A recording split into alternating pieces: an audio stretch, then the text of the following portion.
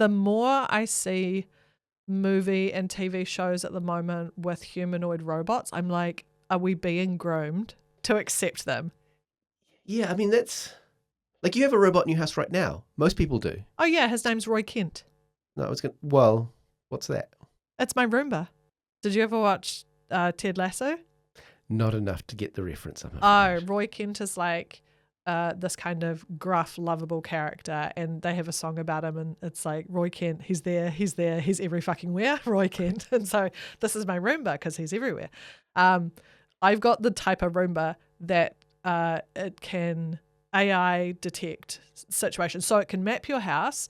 It can detect dirty zones and send it to your phone and say, this is an area. It can take photos of obstacles and then send it back to your phone and say, like, is this a permanent obstacle for me and I need to avoid the area? Or is this like, for example, it's a plug that was just left lying down. So it is both AI powered, smart, and a robot. Yeah. Because it learns. Yeah. So what's the difference between a machine and a robot? A robot, well, I don't know the specific definition. Like, it's not just, so a lawnmower is a machine, but you turn it on and then it does where you push it, right? You can't leave it behind and have it do something for you, make different decisions and then take different actions. It's probably like a toaster is kind of on the edge of what I consider a robot, right? Because you put the toast in and you push the lever to pull it down, but then you don't have to stay there and wait for it and then lift it back up when the toast is ready. It will eventually lift itself back up. Yeah. Right?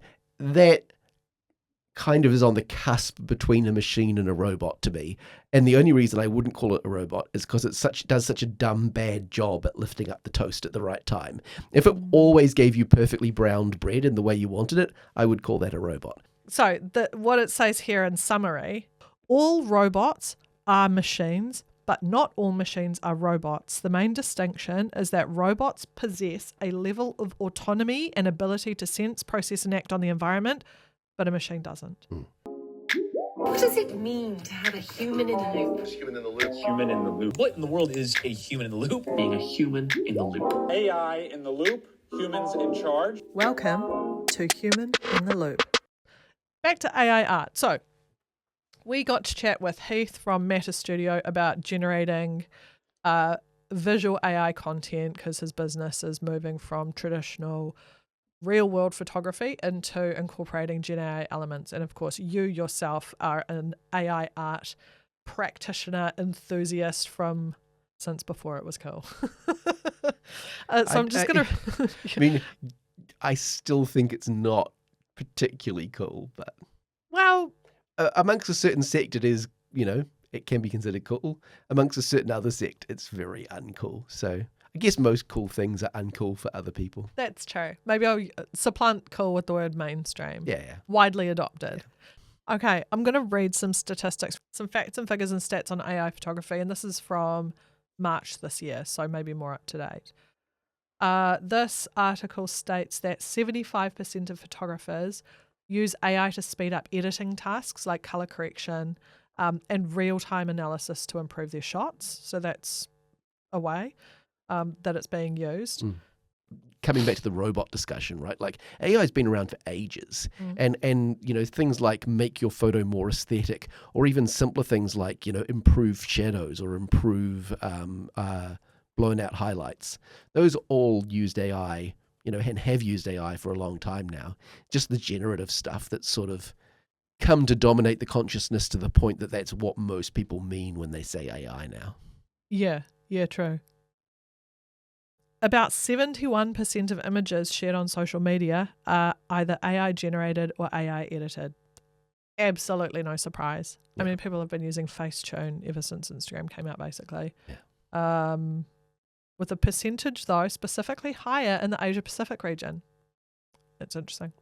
Probably partly because when I think of, TikTok, ByteDance comes out of the Asian market, also high social media usage and multiple social media channels, more so than Western world. A lot of filters and AI-enabled social content starts. And the social media channels are pushing that too now, right? Like Meta and things are pushing their art generation tools in chat and other interfaces. So I'm not surprised that it's... How's this for a stat? The scale of AI image creation is staggering. By mid-2023, there was an estimated 15.5 billion AI-generated images, but the pace is now 34 million AI images generated every day. That's nearly 400 images per second. Surprising? No. It sort of correlates with something I don't know if I expect this or not. It's certainly something that could be an outcome. And this comes, I'm going to go on a weird diversion. You know all those statues and things that you see in museums, and they're all that marble or grey concrete, and you're like, well, it must have been really boring. And like sometimes you'll see them in like gardens, and they'll be just like these 12 grey statues. At the time, most of them were painted, and they were painted quite garish colours. It's just that the paint didn't survive, right? Like if you bury a rock in the ground, the rock will mostly be fine when you pull it up, 100 years later. But the paint won't be fine. It will all flake off. But they found evidence of, like, in some cases, they found the colour that's left on it. So most of them would have originally been painted. And so we think of early history as being quite boring coloured, right? Like grey rock and stuff. But no, it was all, quite brightly coloured. And we can see that in cultures that still have a lot of their indigenous art practices, right? So if you look at Moroccan buildings where they've got all these brightly coloured mosaic artworks, or like if you see in Italy when you've got the frescoes have survived and they're all bright colours.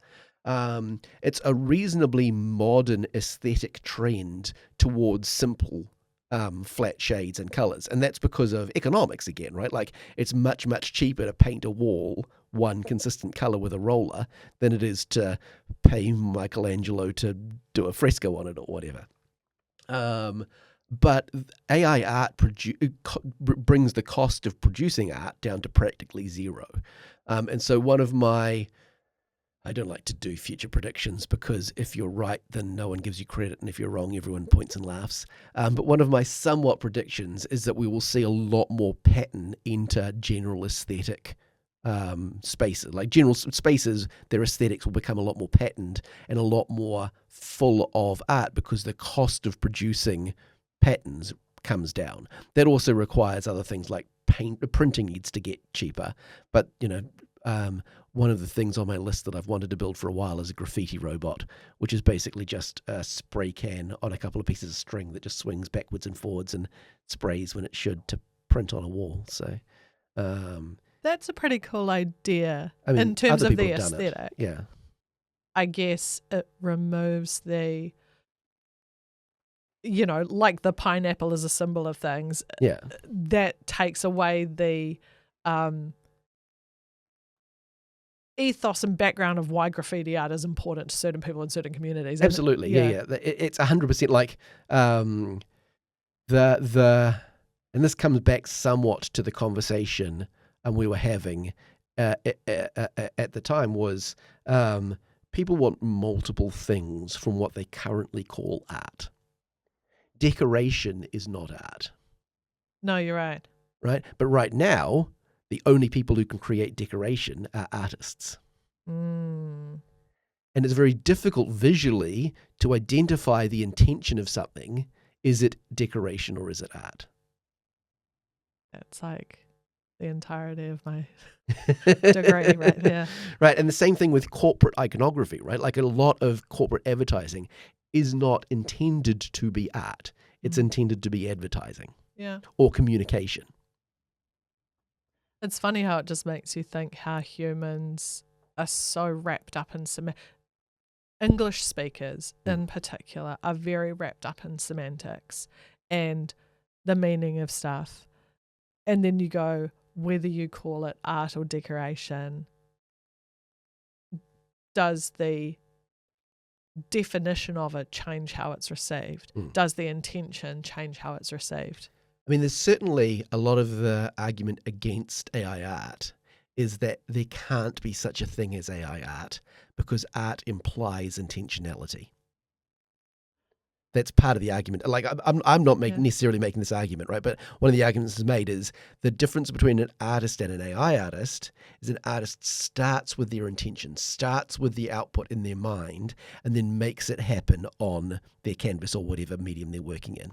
Whereas an AI artist is more of an exploratory process. You might have some idea of where you want to go, but the medium you're working in is much more reactionary and behaves in unpredictable ways. And so it's more of a discovery process and less of an intentional process.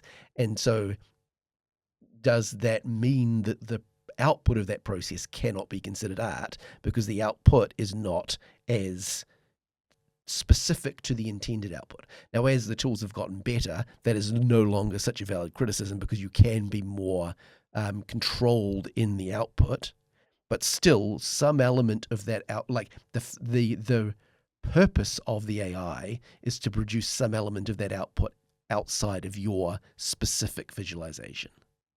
So here's an interesting comparison that's worth turning over in your mind. Some of what's generally revered as some of the best art ever made in the Renaissance era in particular by the great masters. Most of those were commissions. So you've got a highly skilled technical painter who's accepting money from a wealthy patron to paint a portrait of a person. So the patron is in effect prompting the artist to generate an output based on a very specific set of rules and guidelines.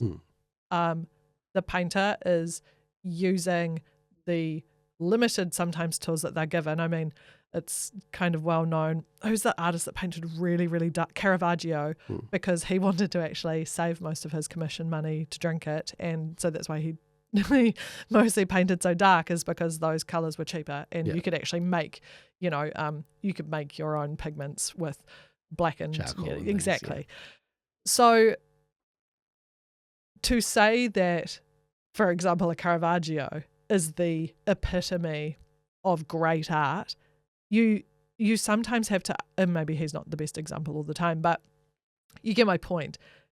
That artist did not set out with an intention to paint a person a certain way. They were given a set of instructions, and through their particular skill set and, in effect, training, they produced an output. The output is called art. But they are called an artist, but you map that to modern day. Is a great prompter using AI tools considered an artist? And we're saying no.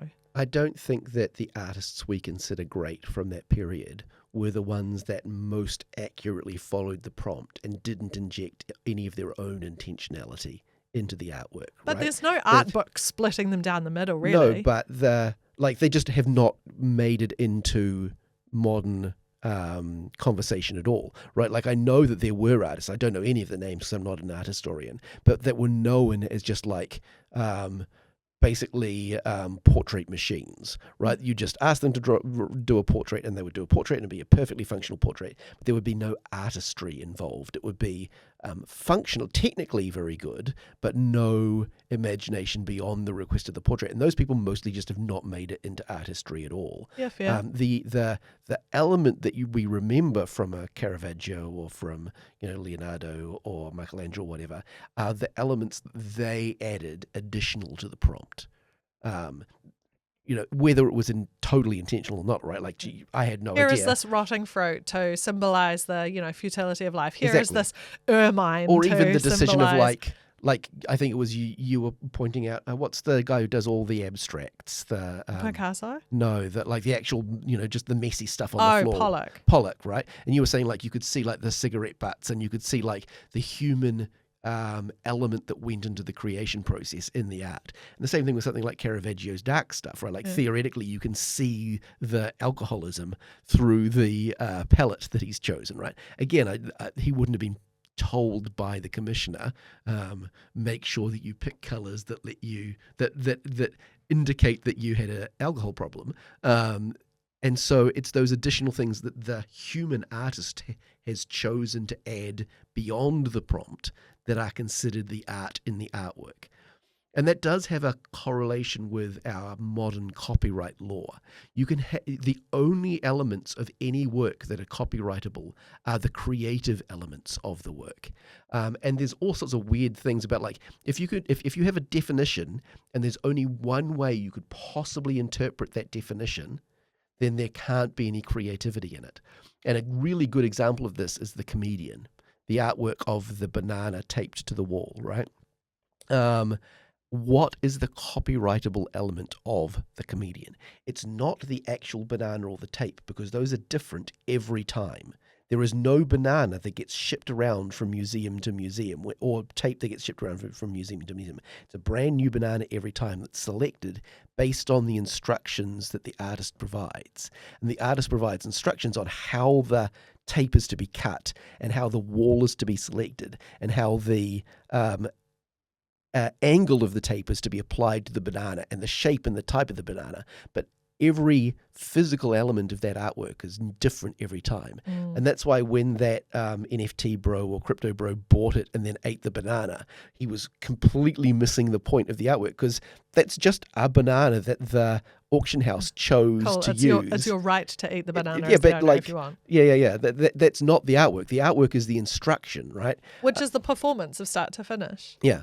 But then it's very fair to say that the accepted output of what is called art has changed over time, because there is no way that a banana taped to the wall would have been accepted 100 years ago, and by many is not accepted today as something that is called art. And even the modernists, Pollock and the like, that when you were talking about, many of them were not considered art in their time. At the time, yeah. And even still now. I think the ready-mades were about 1920. When was Duchamp? 20s and 30s, so that was maybe 100 even a years bit ago earlier. now. So it might have been considered art. Humans but are always pushing the definition of art. Absolutely.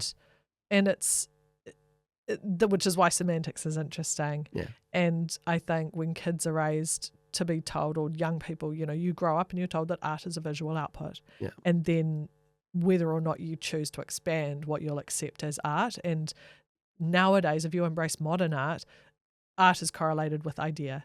Yeah. Which, depending on your AI output, may or may not be art. Yeah. So maybe it's not fair to say that all AI generated content is not art, but it's also not fair to say that none of it is art. There's a woman, I want to say that her performance art was done in the 70s, though I might be misremembering, and her performance art was undergoing plastic surgery, and she was done up at the time. There was a whole theatre around it. I think sometimes she would have musicians playing in the theatre while she was being operated on. You've really got to get to a mind-opening space to understand the art inside what is a performance like that. Yeah. But yeah, trying to round this out, I quite like. I don't know if you ended up editing it out or not, but at the beginning of the podcast, of the recording, the video recording, I said there's no such thing as art. And I said that slightly tongue-in-cheek, but part of the reason I said it is my nerd realist view that if you can't define something in a way that is both resistant to logic attack and persistently true for a long period of time, you haven't really come up with an accurate definition. And I don't think people have come up with an accurate definition of art, because nobody can agree on what it is, and it keeps changing. Yeah. And it will continue to change through the AI era. Yeah. All right. That's all we have time for this week's Loop Back. And we will catch you next time. Like and subscribe. Do whatever the algorithm tells you to. Obey your robot AI masters and give us a tiny little crumb from their table. Woo!